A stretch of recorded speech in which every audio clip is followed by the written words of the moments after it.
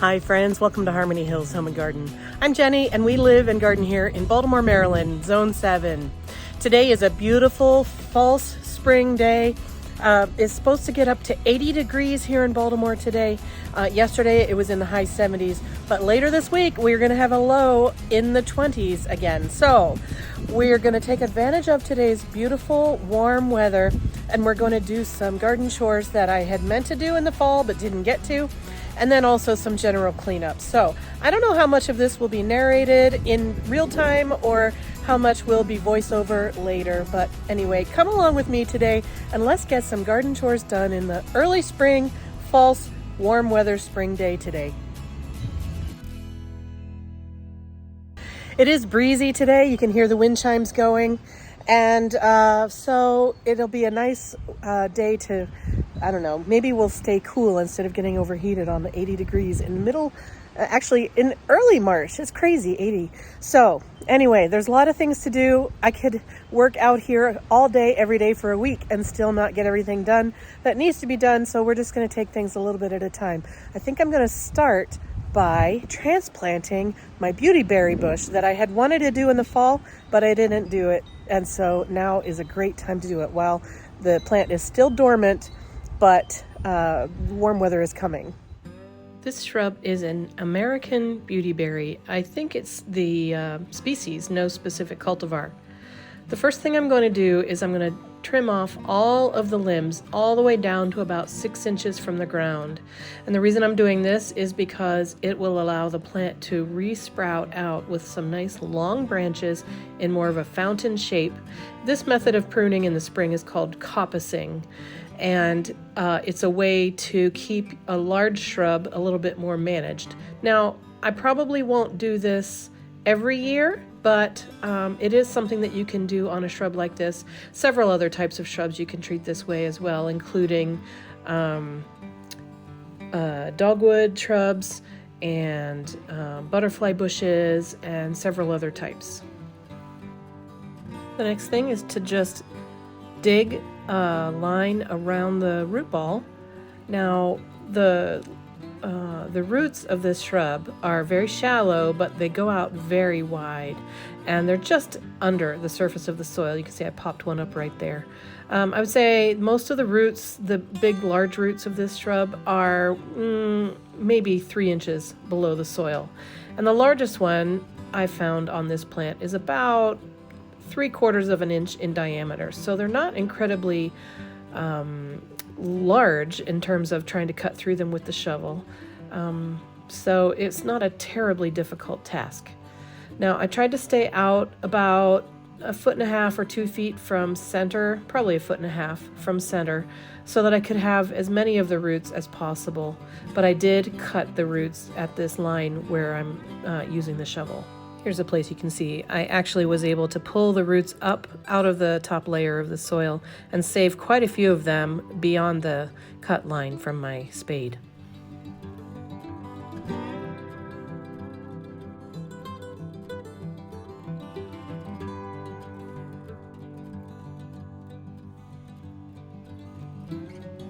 And here you can see just how shallow rooted this is. I would say it's only 6 to 8 inches from the top of the soil to the lowest root, with a lot of roots coming out the sides of it like spokes of a bicycle.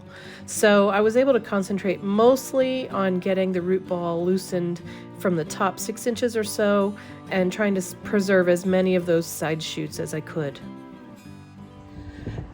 Okay, so let's walk out over here to this north side shrub border. You may have seen a video earlier where I was talking about designing this north side boundary, and I haven't finished that project. I don't know exactly what I'm going to be putting in here or where, and I kind of wish that I had finished that project before today, but I felt like I had to take advantage of today's weather to get this project underway because I want it to settle in the rest of these next 4 or 5 days before that cold night comes. So I'm going to have to just pick a spot over here and plant it and then design around it. The wild onions need to be weed whacked so that they don't take over, but I've got 4 viburnums back in there, 3 skip laurels here, Oh, the deer have been back. The deer have, I got a spray today too, dang it. All right, so I think the beautyberry, this is the Eastern Snowball Viburnum, which we can't see because it's just twigs right now, but here it is. Viburnum. It's going to grow up to be a 10 to 15 foot wide and tall tree form. This is going to be removed. So I think the beautyberry is going to go somewhere between these skip laurels and this. And I don't know if I'm going to center it or keep it more on this side or more on that side. Maybe pull it forward a little bit. I'm not exactly sure. I think, oh gosh, what do I want to do? Oh, wish I had my design plan done.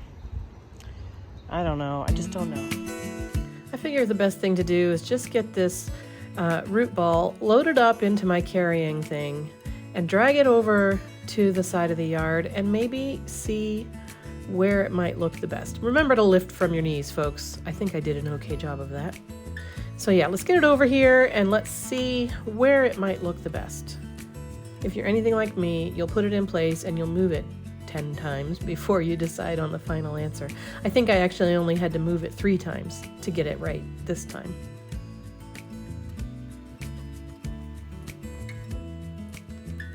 Okay, next, get that spade and start making the circle in the soil around the root ball. I've got all those wild onions over there. They drive me crazy. I'm gonna see if I can keep myself from putting any of them back into the planting hole, but I know that that's a lost cause, but I'll do my best. Anyway, make a ring around the root ball and then pull that root ball to the side and finish digging the hole. Again, because this root ball is so shallow, I don't really have to even dig down all that far.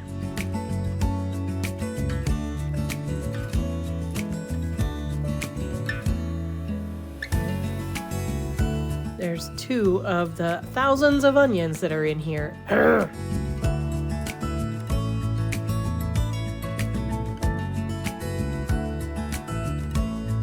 As I always do when I plant shrubs and perennials, I'm using Biotone starter fertilizer from Espoma because it has mycorrhizal fungi and other beneficial bacteria in it that help with soil biology and helping those roots to grow and become established really well. Now you can see how many roots are still attached to that root ball. I'm actually making the choice to cut those off at the circumference of the root ball because they're just difficult to get into the soil and I didn't really want to fuss with it actually. So that's why I'm chopping them up with my loppers.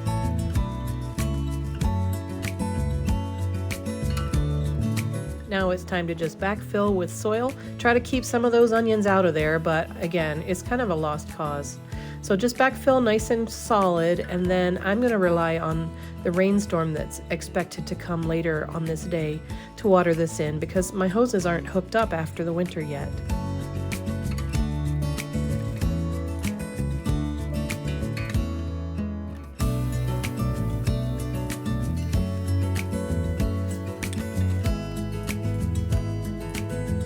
So while I was cleaning up my mess from planting this shrub, Dave was over there with the weed whacker trying to cut down these wild onions that come up so thickly in our front lawn in the springtime. I find that if you cut them down to the ground, they will grow back, but if you can keep them from flowering, then hopefully they won't expand so much. So he cuts them down and then we just rake them onto the brown leaves that we're using to create these new flower beds over here. Before I go any further on the day of the transplanting the shrubs, I wanted to go back in time. This bit of video was filmed on March 2nd, so just last week. We had a beautiful day. It wasn't as warm as it was on March 7th, but still, it was a lovely day to get out and start cleaning up the pots that had been in the courtyard garden all last summer. So I got that job taken care of. And then I moved my attention to the courtyard garden. This is that little pie-shaped garden here inside the fence in the courtyard area. I just cut back all the old perennials and got all the old leaves out of there. I still have a little bit of work to do in that garden because there's a rose bush that needs to be pruned. But otherwise, this garden is ready to receive mulch for the season.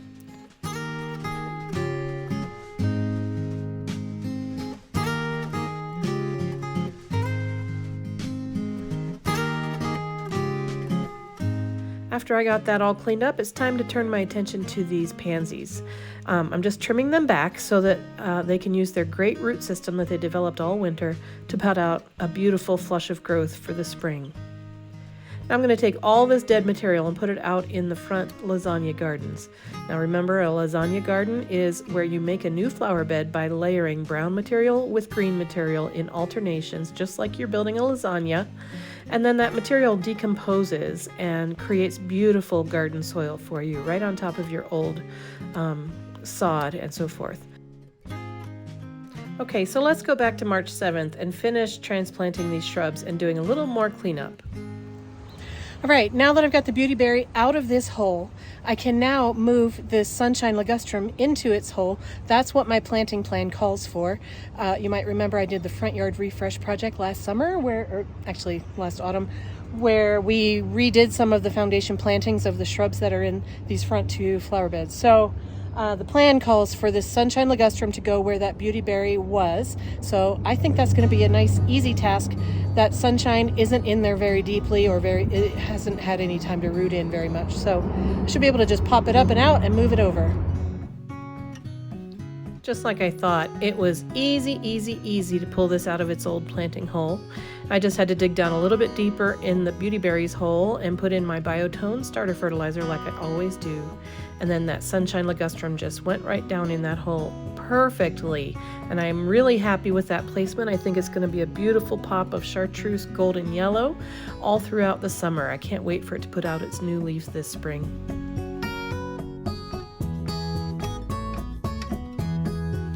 The next task on the docket was to do some hand weeding. I have chickweed coming up on every single square foot of my property. And I just bought this new hand weeder tool. It's called the Cape Cod Right Hand Weeder by, I believe, DeWitt Tools, and it is great for getting out weeds. I also, of course, use my Felcos for trimming and my rake for getting leaves out of the flower bed.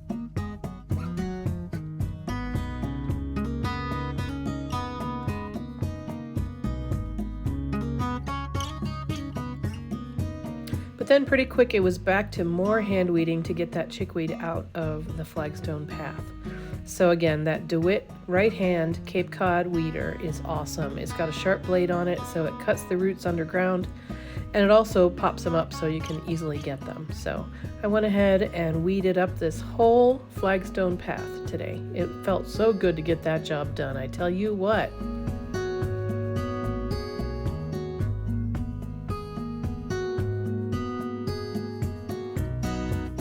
And this lightweight blower from Chemo is really awesome for this particular job. I'll put a link in the description below. Well, folks, I think I'm going to call that a video. I'm going to say it's a wrap. I was able to get the beautyberry moved. I was also able to get the Sunshine Ligustrum put into the beautyberry spot. We also cleaned up a little bit of things and took care of some spring weeding and things like that. So I feel good. It's a good first day out in the garden on a warm day. And I'm so grateful that you've joined us. Thank you for watching. I hope things are going well where you live. And I will see you in another video real soon, friends. Thank you. Bye-bye.